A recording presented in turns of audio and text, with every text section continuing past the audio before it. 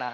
এখন আমাদের ভারতে সংসদ ভবনে গত 2 তারিখে একটা মুসলিমকে নির্যাতন করার জন্য, মুসলমানদেরকে লুটে নেওয়ার জন্য, মুসলমানদেরকে ক্ষতিগ্রস্ত করার জন্য ভারতের পার্লামেন্টে একটা 2 তারিখে বিল সংসদ আপনার কিনা বিল পাস হয়েছে।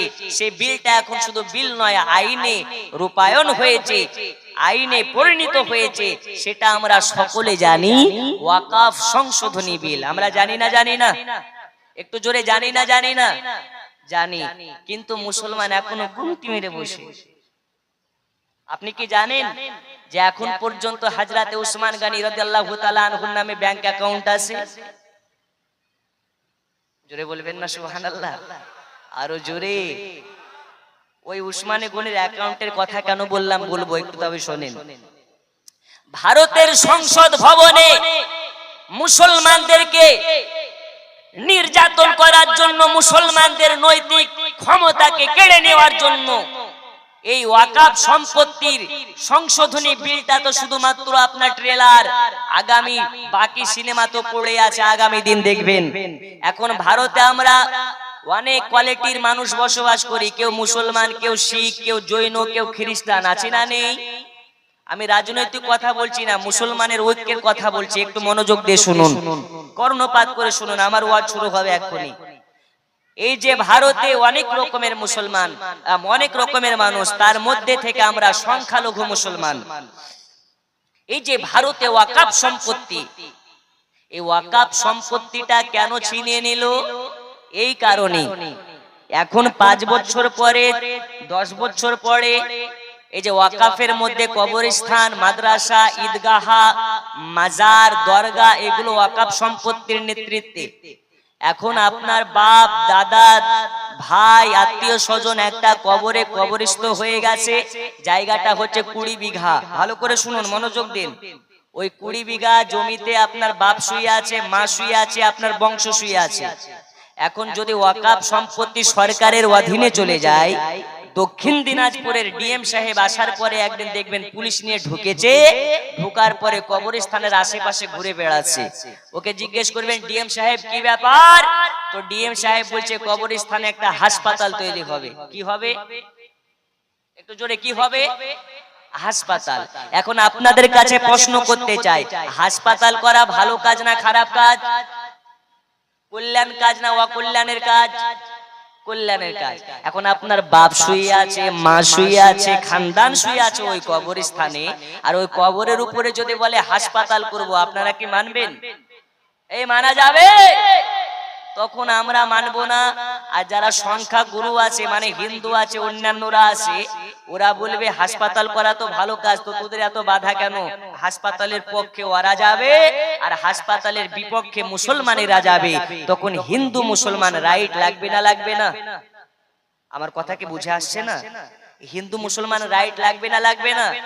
হিন্দু মুসলমান রাইট লাগবে।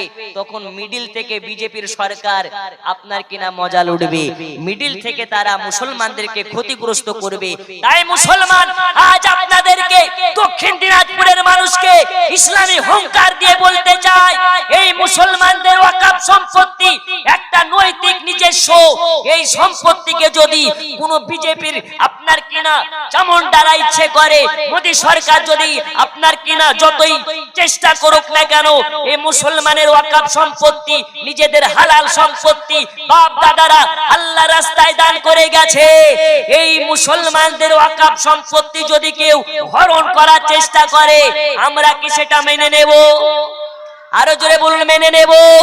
ওয়াল্লাহি আল্লাহর কসম, আমাদেরকে অঙ্গীকার করার প্রয়োজন আছে।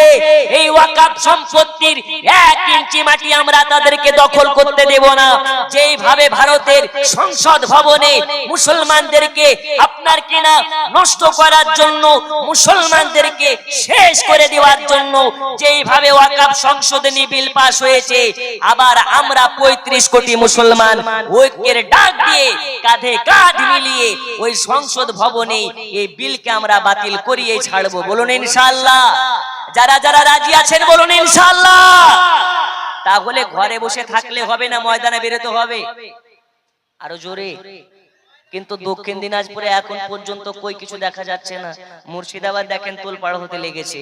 আপনাদেরকে ঐক্যের ডাক দিয়ে শান্তি মিছিল বের করতে হবে। এই বিল যেমন ভাবেই হোক বাতিল করতে হবে। সকলে বলুন ইনশাআল্লাহ। আরো জোরে ইনশাআল্লাহ। আরে 35 কোটি মুসলমানের জন্য 5 লাখ মুসলমান শহীদ হয়ে যাবে, তাতে সমস্যা কি? 35 কোটি মুসলমানেদের জন্য 5 লাখ মুসলমান শহীদ হতে রাজি আছি না নেই? আরো জোরে বলুন আছি না নেই? আরে রাজপথকে একদম ব্লক করে দেব যদি এই বিল যতদিন না বাতিল হবে। বলুন ইনশাআল্লাহ। নরেন্দ্র মোদীকে আমরা এই মেসেজটা দিতে চাই, জয়পাল যোগীর জুতার বাড়ি খেয়ে যেমন জয়পাল যোগী খাজা মঈনুদ্দিন চিশতির জুতার বাড়ি খেয়ে যেমন সুজা হয়ে গেছে, নরেন্দ্র মোদী ও মুসলমানের জুতা খেয়ে একদিন সুজা হবে। বলুন ইনশাআল্লাহ। আরো জোরে ইনশাআল্লাহ। কারণ মুসলমান কোন নরেন্দ্র মোদীকে ভয় করে না, মুসলমান শুধু একমাত্র আল্লাহকে ভয় করে। আরো জোরে নারে তাকবীর। এই অঙ্গীকার রাখুন। এবার চলুন ওয়াজ হবে। তার আগে বলুন এই অঙ্গীকার থাকবে না থাকবে না? সকাল হলে ভুলবেন না তো। খুব তাড়াতাড়ি আন্দোলনের ব্যবস্থা করুন। পার্টি যা করেন করেন, সব বাদ দেন। মুসলমানের সম্পত্তি যদি লুট হয়ে যায়, আগামী দিন আপনি মাদ্রাসা বন্ধ হয়ে যাবে, তালা ঝুলে যাবে, কবরস্থান বন্ধ হয়ে যাবে, মসজিদ বন্ধ হয়ে যাবে। তাই সজাগ হন, লাইনে আসুন, একবার ঝুমঝুমে